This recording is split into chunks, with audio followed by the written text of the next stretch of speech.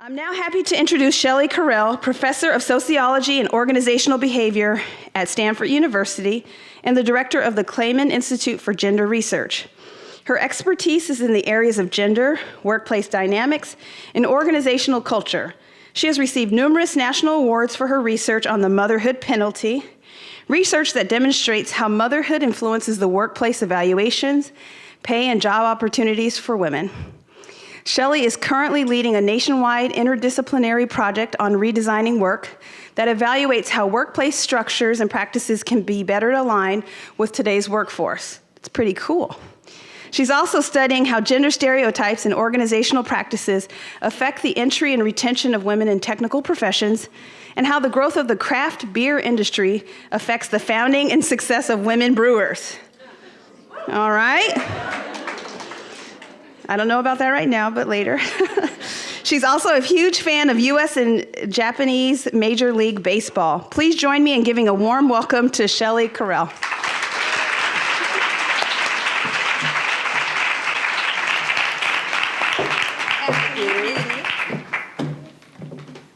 Hello and good evening, everyone. It's great to see so many people here. So I want to talk to you a little bit about some work I've done on the motherhood penalty. And I'm going to use that phrase really to refer to a whole host of disadvantages that research shows that mothers experience in the paid labor force. And I want to do really three things with you tonight. I want to tell you what some of those disadvantages are, what the research shows about that. And then I want to talk a little bit about why some of those disadvantages occur. And then I'll conclude by talking about what I think are some solutions that we could get to. But before getting into the research, I thought we'd ease in the evening here with a cartoon. So here in the white dress, we have Donna, okay? And Donna, as it tells us at the bottom, is concerned that she might be passed over for promotion if management learns that she's pregnant. And being denied promotion is a kind of disadvantage that pregnant women and mothers in general have been shown to experience. So Donna decides to take matters into her own hands, and here she's telling her co-workers she's become fascinated with 19th century hoop dresses. So she's hiding the fact, right?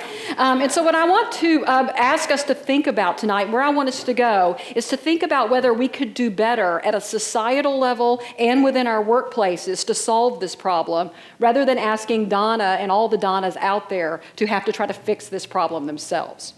Okay, so let's jump into some research. And MJ already shared some of this with you, but I'll put a few more numbers to it here. Mothers experience a lot of disadvantages in the paid workforce, but one of the clearest ones is a wage penalty. So research is very clear on this, that employed mothers earn less than men, whether or not those men have children, and employed mothers earn less than childless women, which I think people find to be even more striking.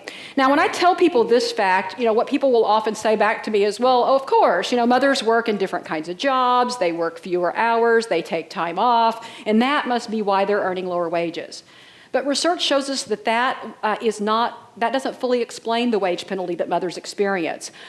Here we have some data from the United States that show that mothers earn 5 to 7% lower wages per child once you hold constant differences between mothers and childless women. So imagine you're comparing a childless woman and a mother who are in the same kind of job, have taken the same amount of time off from work the same number of hours a week. This is the penalty that you get. This is not trivial at all. Matter of fact, if you do the math on this is a large enough wage penalty that the so-called gender wage gap is largely a penalty that mothers in particular experience. So in my own work, I became really interested in this and sort of started thinking, if the difference in these wages isn't because mothers are so different than other kinds of workers, what is the source of these disadvantages? And the logical answer there is that mothers are being treated differently in the workplace. And so I've done some work to sort of show how this comes about and to really highlight the way that our stereotypes about mothers lead mothers to experience bias in the workplace. And so I'll just kind of make an argument for you, then I'll show you some research. So the basic idea in a lot of the work I do is that stereotypes about mothers conflict with our current stereotypes about what is a good and productive worker. The so-called ideal worker that scholars talk about a lot is this person who puts work first at all costs, okay? Lots of face time in the workplace, even when face time isn't all that productive. A lot of face time, I think, is actually waste time, what are you doing there? Willing to just drop anything at a moment's notice. So this is the so-called ideal worker, where our stereotypes about mothers expect that mothers are going to prioritize family over work, even if they're employed full time. And so this expectation then causes people to be suspicious about mother's workplace commitment. If there's a kid there, how committed could she possibly be to paid work? And that this is going to lead to a bias. And so that's what I want to show you some research that shows you how this happens. So with my colleagues, we've done a variety of experiments that have kind of a design like this one here, where people are evaluating 2 job applicants who are equivalently qualified, okay? They may be evaluating 2 women, Allison and Sarah, or 2 men, Brad and Matthew, but one of the 2 that they're evaluating has children. So these little baby bathroom figures here are meant to indicate, they don't have bathroom figures for babies, so that's what this is to indicate. So before we start this experiment, we create 2 job applicants, okay, and we give them a resume, we give them performance evaluations, and we do a lot of pre-testing on them with no names on the files and no mention of kids. So imagine just person A and person B. And we do this until we get 2 job applicants that are judged to be equivalently qualified. That is, people prefer to hire them at the same rate, they offer them the same salary, everything's equal. And then we start the experiment, we give them names, we make them women or we make them men, and we add a very subtle mention that one of the 2 is a parent. So down in the bottom of the resume where you list interesting things about yourself, this person notes that they've been an officer in an elementary school parent-teacher association. So that's it. Okay? So the question is, does that little bit do any damage? And the answer is a clear yes. And the magnitude, when I did this study, I expected the answer would be yes. I've talked to enough working mothers to suspect that we were going to find something, but the magnitude was rather striking to me. 84% of people said they would recommend Sarah for hire, but only 47% of a woman who has equivalent qualifications but's a mother would be recommended for hire. They were evaluating people for high-level marketing positions, and so the salaries were quite high, but what you'll notice is that they were also offering the mother $11,000 lower wages, a significant and rather striking difference. With dads, this isn't what you see. Dads were actually hired at a slightly higher rate than childless men and were offered slightly higher starting salaries. So we look at this and we're like, what's going on? So we had them do a little more ratings on these applicants, and very clearly what you see is that the mother is being rated as less competent and less committed to the job. And a lot of people talk about how mothers are seen as less committed. We found that here. But to see someone as less competent just because they've had a child seems almost unbelievable. With fathers, the exact opposite finding. The father was seen as more competent and more committed. This competent thing really kind of struck me, so I started looking around to see if other people had found something similar to this. And one of my colleagues, actually, a law professor, Deborah Rohde, had been interviewing a lot of women who had, in the legal profession, who had had a child and then came back to work. And they would talk about being given, less interesting projects, like paralegal work instead of law work. And one woman told Deborah that she actually said to her employer, "I had a baby, not a lobotomy." So clear difference was found here. And this got my colleague Steve Bernard and I wondering, can mothers just work their way out of this? I mean, part of the problem is, as a mother, you don't seem as committed to your job. What if you just put on a heroic display of workplace commitment? Would that solve the problem? And so we redid the experiment I told you about, but this time we ramped up the workplace commitment of our applicants. So we added all this stuff on their performance evaluation like this. One of the most productive employees in our recent memory. This person comes in late nights and weekends, works whenever you want her to. We're wondering, if with that kind of evidence, would this stop?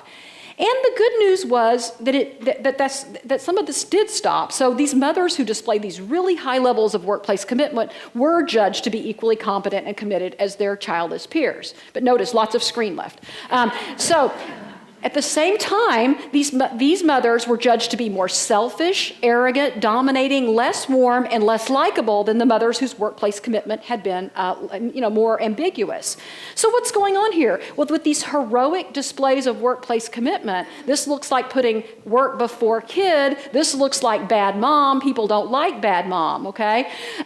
So you may be thinking, well, if my trade-offs are to be seen as competent, committed, or likable, I'll go for competent. I mean, that's really what matters in the workplace. But what we found is that because of these lower likability ratings and lower warmth ratings, these mothers too were less likely to be hired and offered lower starting salaries. So this is my, you can't win slide, right?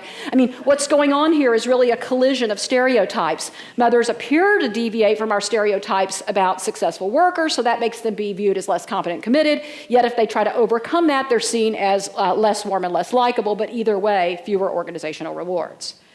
I want to turn to solutions, but before I do, I want to just take two more little detours first and talk about what about fathers, okay? You saw that fathers weren't disadvantaged in the studies that I did. So let me just say a slight bit more about that. We do have stereotypes about fathers as well. Our stereotypes about fathers include expectations that they should be breadwinners. Even if they have children, they should be, prioritizing paid work. And consistent with this, what research shows is that breadwinning fathers are viewed as warmer and more likable than their childless counterparts. So these kind of fathers are liked. But fathers who take family leave are rated more negatively. They're rated more negatively than their childless counterparts, and they're rated more negatively than mothers who take leave. So in this way, we see that stereotypes about parents impact both mothers and fathers. Now, one more thing before turning to what we might do about all this, and that is, I've been talking with you about the way that stereotypes affect how employers judge mothers in the workplace. But of course, these stereotypes put pressure on mothers and fathers in terms of the kinds of decisions they're making in regard to work and family. So, for example, research shows that demands of excessively long hours, and here I'm talking about jobs that require people to work more than 60 hours a week, lead mothers to be more likely to opt out of paid work or to move into lesser paying jobs. So these decisions of women also affect the motherhood wage penalty. Further, we see that these expectations affect actually fertility decisions. That is, in countries that have really strong norms against maternal employment, where they think it's a really bad idea for mothers to be working that have children, we see fertility rates are some of the lowest in the world. So this was first shown in Germany and now in Japan. This is a big source of worry, is that professional women are simply not having children. If your choice is work or family, and that's a stark choice, some people are going to choose work. And gender stereotypes for fathers lead them to be reluctant to take family leave, even when it's available and even when it's paid.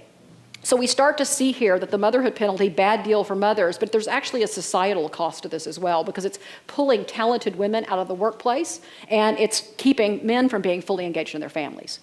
So what can we do, okay? And in broad strokes, there's two things you could work on. You can work on helping mothers, and I put fixing so that I would have the same word in there twice. You can work on helping mothers fit into the existing workplace, or you could think about how we can fix work, okay?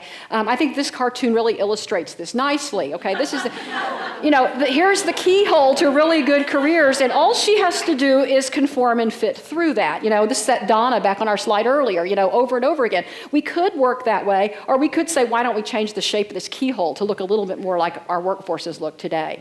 And this has been the topic, a lot of stuff I've been doing. MJ mentioned at the institute that I run, we have a big project called Redefining Work, which is saying, look, mothers aren't the problem. Work's the problem. How can we fix work? And so we ask ourselves, can we redefine what it means to be a good and productive worker, such that success and productivity is about results, not about long hours, space time, and heroic behaviors, things that stand in as proxies for productivity, but are often very poor measures of them. And can we recognize that all workers have responsibilities outside of work, not just mothers and not just parents? Mothers get put under the microscope. We notice their responsibilities more, and that leads to biases. And so I want to just conclude by talking a little bit about the role of social policy and organizational policy, perhaps, in fixing some of these things. And so I'll start by talking about law and asking whether law could help get past the motherhood wage penalty. And I'll start off with our federal family leave law in the United States, the Family and Medical Leave Act, which passed in 1993. Just in case you don't know anything about it, it's unique in the developed world in that it's unpaid leave. It provides 12 weeks of unpaid leave each year. To be eligible for it, you need to have worked for your employer for at least 12 months, and you need to work in a place that has 50 or more employees. This knocks out about half the U.S. workforce. Of those left, not everybody can afford paid leave, but we still might say, is this better than nothing? It's remarkable it passed, but has it done some good? And why would we think it might? Well, family-friendly laws like that have the potential to help people coordinate the competing demands of work and family. At least with Family Medical Leave Act, you can't be fired for taking time off. So you have a job to come back to. So that's good.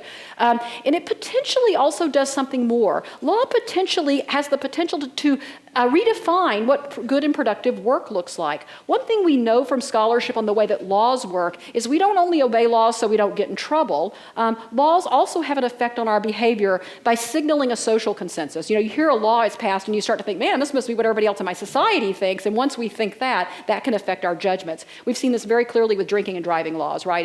As more and more of those have passed, more and more people now think it's kind of wrong to be drinking and driving. They can shift our judgments. Consistent with this effect, with my colleague, law professor Katie Albertson, we have shown that if you describe the FMLA law to people before, at the time when they're about to make decisions about hiring and promotion, this actually decreases the bias that mothers and other caregivers experience. So even this law can do some of that. And then Malika Thomas, who I cite down at the bottom, brand new PhD in economics, her dissertation showed that since the passage of FMLA, women are more likely to remain employed. So it is keeping women in the paid workforce. But the bad news is they're less likely to be promoted than before, okay? So, taking the family leave is incurring some kind of penalty. How do mothers fare with more extensive social policies? If you leave the United States, people are doing a lot more in terms of social policies to help families. In a study of 22 countries, research shows that state-supported childcare helps. It leads to higher earnings for mothers, which reduces the motherhood wage penalty. So clearly having a state-supported childcare has done some good. And paid family leave helps as well. This research shows that paid family leave reduces the motherhood penalty, and it has the most effect, the biggest effect for moderate level leaves, okay? Rather than leaves that are really, really short or excessively long. But this is moderate level length leaves in Europe, okay? So we have to recalibrate our whole thinking here. We're talking about leaves that are about 70 weeks long, okay? That's what they consider moderate. We can't imagine. Okay, finally, we might ask, in a country that has not been willing to pass paid leave at a federal level, how have organizational policies helped? Many of our companies are starting to offer paid leave within the workplace and other kinds of flexibility kind of policies. Does that help? And I'll just quickly talk about the effect of two different kinds of policies, individual accommodation policies and what I'll call universal work redesign. Individual accommodation policies are policies that allow time off or some other accommodation for some employees on request. So your employer may let you have time off when you're pregnant, you go and ask for that. Your employer may let you work at home on Fridays, which would help you balance work and family, but you go ask that. Phyllis Moan, sociologist, calls these mother may I policies because you have to go and request them, okay? Sometimes you get them, sometimes you don't. These have been helpful in many ways, but they really don't change the definition of a good and successful worker. We have people who aren't taking leave, and we have those that are, clearly marked.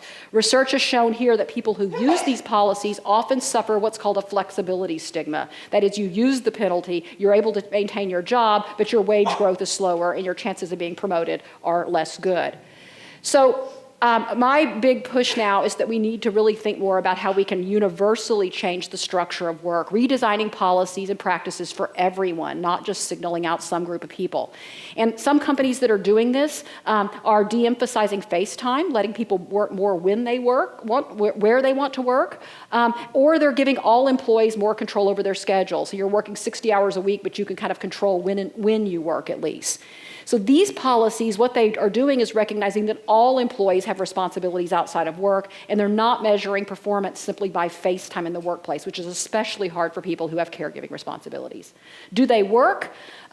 Early results suggest yes. Claudia Golden did some a really interesting research where she compares the wage gap the gender wage gap within occupations. So imagine you take all the occupations that are out there in the world, you say how big is the wage gap in each one of these occupations, and what she finds is that occupations that have lower face time requirements have the smallest gender wage gaps. When people just simply don't have to be putting in face time, which is often waste time, this actually benefits women and mothers in particular. So tech is actually an example of this. People are able to work more flexibly in tech than, say, in law.